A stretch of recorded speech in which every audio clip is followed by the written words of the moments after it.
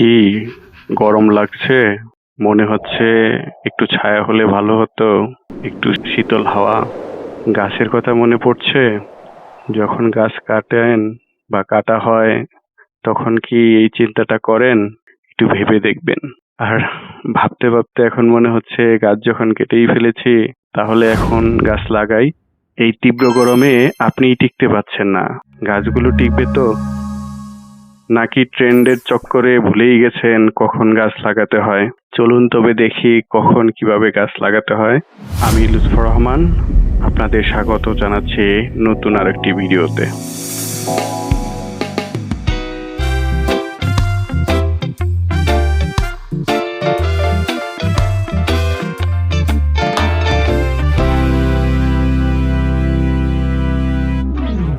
গাছ লাগানোর সময়।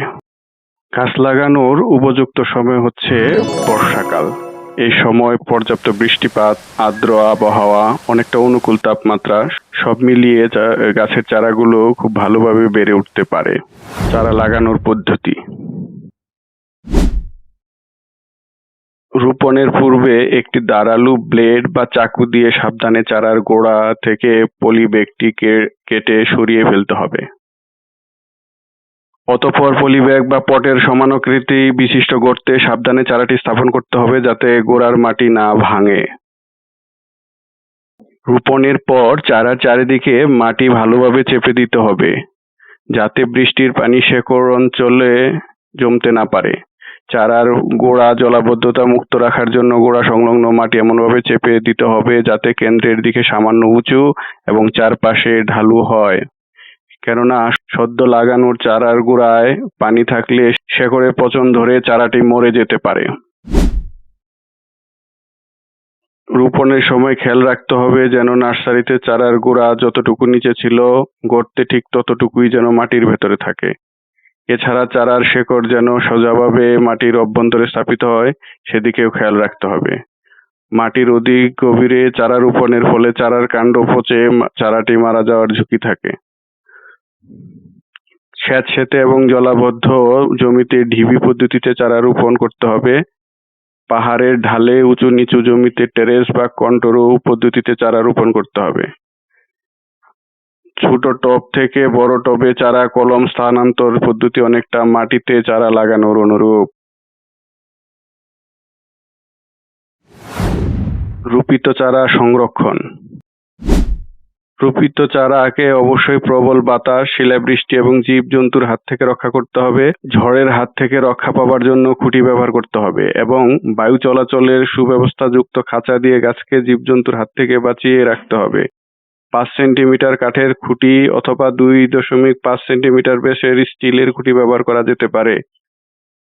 খুঁটি তারের ভেতর দিক থাকা বাঞ্ছনীয়। তার জাল বা পাতলা মশারির নেট দ্বারা চারার চারদিকে ঘিরে দেওয়া উত্তম। রোপিত চারার যত্ন। চারার গোড়ায় জন্মানো অবাঞ্ছিত আগাছা দমন জরুরি। মাটির আর্দ্রতার জন্য শুকনো লতা পাতা, খড়, কচুরিপানা দিয়ে চারার গোড়ায় মালচিং করতে হবে। কোনো চারা দুর্বল, রোগাক্রান্ত বা মারা গেলে ওই জায়গায় একটি নতুন সবল চারা লাগাতে হবে। চারা সোজা রাখা ও নির্দিষ্ট কাঠামো ঠিক রাখতে অবাঞ্ছিত ডালপালা কেটে ফেলতে হবে। বৃষ্টি না হলে রোপণের পর ঝর্ণা দিয়ে পানি সেচের ব্যবস্থা করতে হবে। দ্রুত বৃদ্ধিতে রোপণের 1 মাস পর গোড়ার 1 ফুট দূর দিয়ে নালা করে 10 গ্রাম হারে ইউরিয়া দিতে হবে। ফল গাছে বর্ষার আগে উপরে বয়স এবং জাতভেদে একবার পরিমাণ মতো জৈব ও রাসায়নিক সার দিতে হবে। প্রতি বছর ফল পাড়ার পর পুরনো রোগাক্রান্ত মরা ডালপালা ছেটে দিতে হবে। রোদ ও আলো বাতাস চলাচল বাড়িয়ে দিতে পারলে পরের বছর নতুন ডালপালায় ফুল ফল বেশি হবে। রোগবালাই পোকামাকড় দমনে নিকটস্থ কৃষি বিভাগ, হর্টিকালচার সেন্টার বা বন বিভাগের পরামর্শ নিতে হবে। তাহলে এখন গাছ লাগালে কি হবে? হিট অ্যালার্টের এই তীব্র গরমে গাছ লাগালে সেই গাছ বাঁচার সম্ভাবনা তো নাই, উপরন্তু একটি চারা গাছের অকাল মৃত্যু আর আপনার আমার শ্রম, অর্থ ও সময়ের অপচয় হবে এবং ট্রেন্ডে গাবার সাথে গিয়ে কেউ কেউ হয়তো অসুস্থ হয়েও পড়তে পারেন। তাই চলুন ট্রেন্ডে গা না ভাসিয়ে উপযুক্ত সময়ে উপযুক্ত কাজ করি।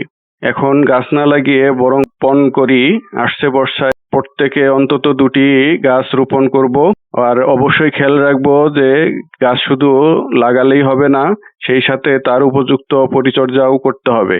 সচেতনভাবে গাছ কাটা যতদূর কমানো যায় সেই চেষ্টা করি এবং বড় বড় মা গাছ একদম কাটা বন্ধ করি। গাছ লাগিয়ে যত্ন নেই, গরম কমে বাঁচবে দেশ।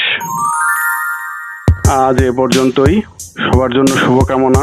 সবাই আন্তরিকভাবে সুস্থ ও নিরাপদ থাকার চেষ্টা করুন, অন্যদেরও নিরাপদে রাখুন। আল্লাহ হাফেজ।